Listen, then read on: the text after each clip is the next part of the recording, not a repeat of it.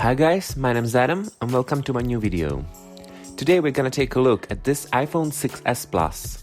This phone was released all the way back in 2015, which is almost 5 years ago, but to this day it's still supported by Apple and you can install the latest version of iOS 13 on this phone. But how is this phone holding up today? Is it still usable after all these years? And more importantly, should you even consider buying this device here in 2020? Let's find out.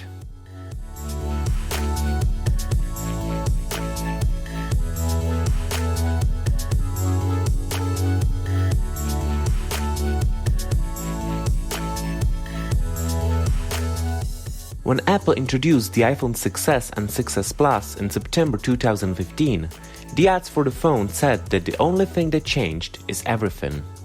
But at first sight, there was no difference between 6s and 6. With iPhone 6, Apple introduced a completely new design, and they used it again a year later with the 6s. iPhone 6s Plus does have the same 5.5-inch screen with huge bezels and the same glass on the front and aluminum on the side and back of the phone. There is one difference, however. iPhone 6s Plus is a bit heavier than the 6 Plus at 192 grams. That's because Apple used a new type of aluminum to avoid another bend gate. According to Apple, the new aluminum was 60% stronger than the one used in the iPhone 6. And the phone definitely feels more premium than its predecessor. Even though this design is not as modern as, for example, iPhone 10 or 11, it still looks absolutely stunning in my opinion, and quite timeless. And according to new reports, Apple will use the similar design once again in its upcoming iPhone SE 2, aka iPhone 9. This is just another proof that this is one of the best designs in the history of consumer electronics.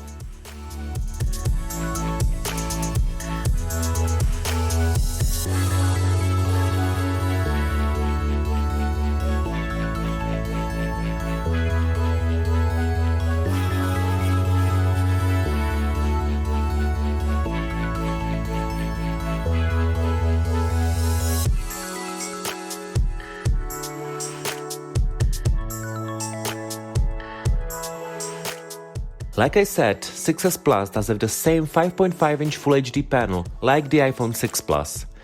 There's not much of a difference in these panels, but when you put them side by side, you will find that the 6s Plus has a slightly better colors, but you really need to have an eye for that to see it. But there is one big difference between these screens. One of the main selling points of the iPhone 6s was the new pressure sensitivity layer under the display. Apple called this 3D Touch, and by applying force on a display, you can open new context menus or use the new Peek and Pop feature in the supported apps. In my opinion, this was one of the best features of the iPhone, and I used it daily. But unfortunately, Apple failed to sell this feature to the masses, and eventually they gave up and replaced this with haptic touch in the newest iPhones. In the iOS 13, you can still use 3D Touch on supported phones, but you can also toggle context menus on the supported apps simply by holding your finger on the icon. The Peek and Pop feature, however, has been removed for all devices. Overall, the screen of the iPhone 6s Plus is still very good. The colors are nice, brightness is good, and it definitely doesn't look like 5 years old display. But of course, it's not as good as new iPhones with OLED screens, but you can't even expect it to. iPhone 6s Plus was the third generation of iPhones to use fingerprint scanner as a form of authentication. But it was the first one to use the new second generation of Touch ID, and it was definitely a noticeable change. The new sensor was much faster than the first generation one. Some users even complained that when they pressed the home button, it was so fast to unlock the phone that they couldn't even see their lock screens. This sensor was also more resistant to dirty and sweaty hands, and for me it works miles better than the Touch ID on the iPhone 5s or 6. Apple used the generation of Touch ID in all iPhones since then, up until the iPhone 10, which introduced the Face ID scanner. The rear camera on the 6s Plus has 12 megapixels, up from the 8 on the 6 Plus. And unlike its smaller sibling, it does feature the optical image stabilization. Photos taken on the 6s Plus are still above average for today's standard. Of course, it's not as good as some newer phones, but it's still a great camera for everyday use, and you definitely won't be disappointed by the pictures taken by this phone. It was also the first iPhone to have the live photos feature. So instead of a still picture, you can capture small 3-second clips of things happening before and after taking the shot. I like this feature as it makes my photos seem more alive.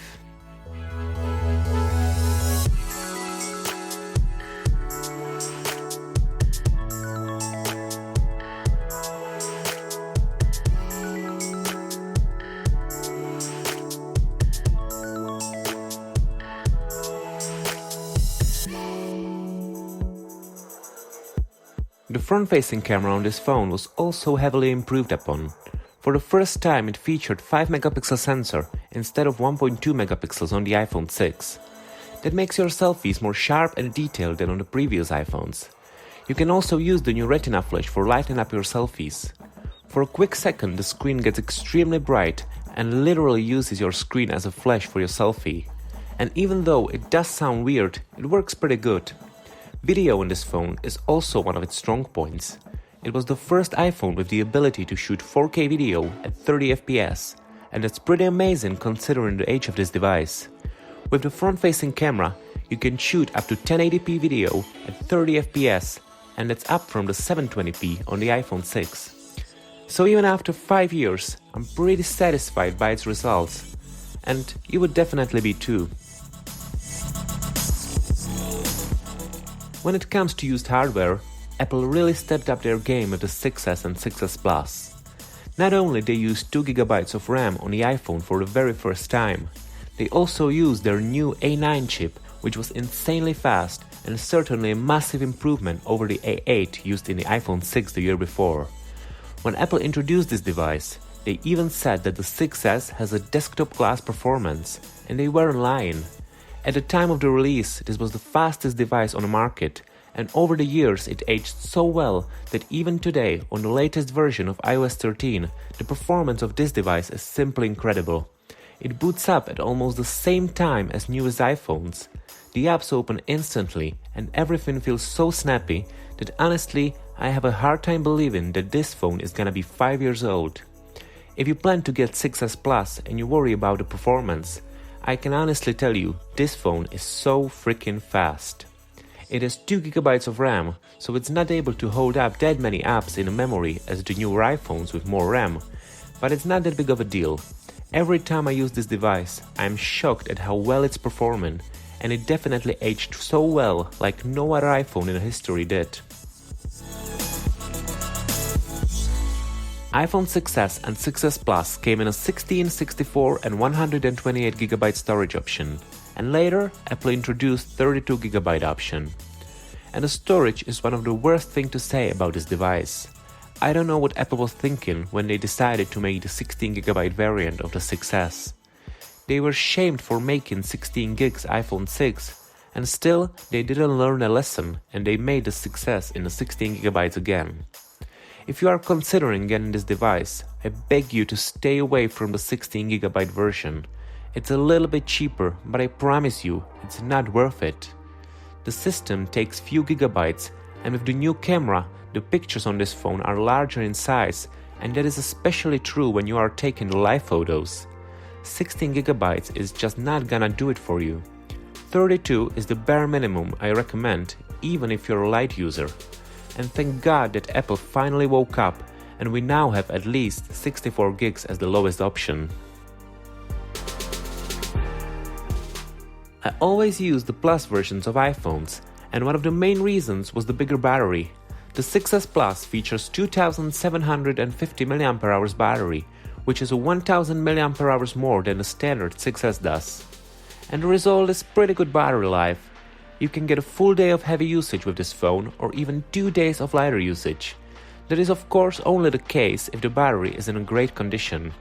This particular phone here was in use for a few years now, and the battery is now at only 77%, and the phone is even telling me that I should have the battery replaced. So keep that in mind if you are purchasing the 6s Plus from the second hand. You might end up being forced to replace the battery. But if you have a new battery in the 6s Plus, you will be satisfied by how much this device can last. It's not as good as the newer iPhones like XR or 11 Pro are, but at the same time, it's not nearly as bad as the standard size 6 or 6s were. This phone originally came pre-installed with iOS 9, and through the years it received an update to all versions of iOS up to the latest iOS 13. Right now I am running a beta version of iOS 13.4 on this phone, and the 6S runs it without any problem at all. The big question, of course, is whether this phone is gonna get iOS 14 or not. I talked about this in one of my previous videos, but I believe that Apple is going to release iOS 14 for the 6S and 6S Plus. There's no point in cutting the support for this phone just yet. Millions of users are still using this phone, and Apple always wants as many customers as possible to update to the newest operating systems. And this phone is definitely capable of running the next version of iOS. Like I said, the performance is simply amazing on the 6S Plus, and with the S versions of their phones, Apple usually extended their software support in the past, so I hope they support 6S for at least one more year.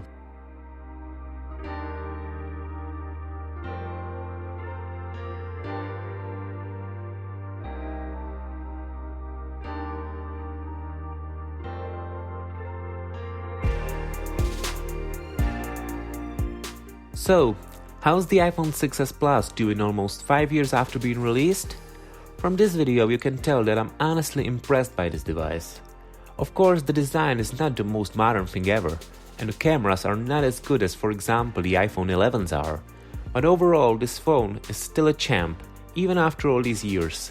It's got a great display with 3D touch technology, it feels premium in a hand, and performance is just as good as it was when this phone was released. But do I recommend you to buy this phone here in 2020? Well, it's not that easy. We don't know what Apple will announce at June at WWDC, and if you buy this phone today, you can easily end up with an unsupported iPhone just a few months later if Apple decides not to release iOS 14 for this device. But I do believe they will, and if they do, that would make a 6S a great budget phone in 2020. You can get this phone unlocked starting as low as $190 today, and there's honestly no better phone for this money. So if you're on a budget and you want an iPhone, then the 6S Plus is a fantastic option.